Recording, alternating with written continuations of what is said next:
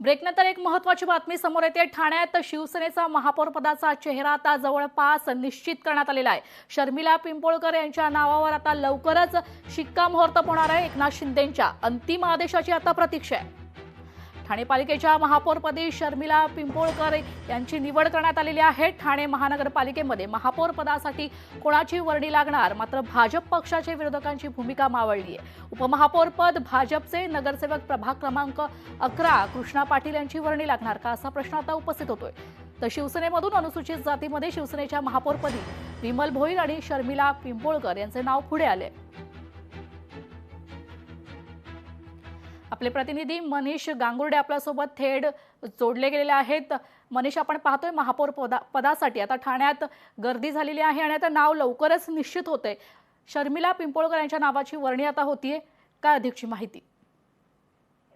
तेजल, आपण जर बघितलं तर आज खऱ्या अर्थाने महापौर पदासाठी आणि उपमहापौर पदासाठी महापालिका सचिवांकडे या ठिकाणी अर्ज दाखल करण्यात येणार आहे।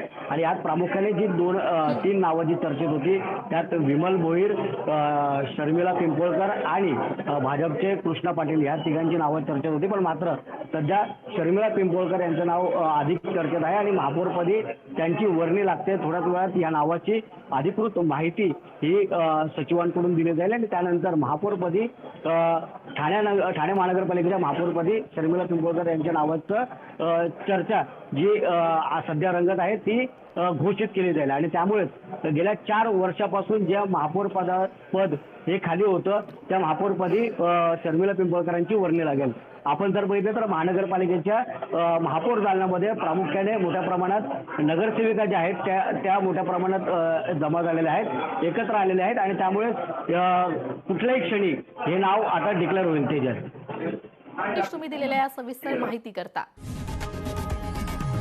लोकशाही मराठी ऐका, पहा, जागरूक रहा।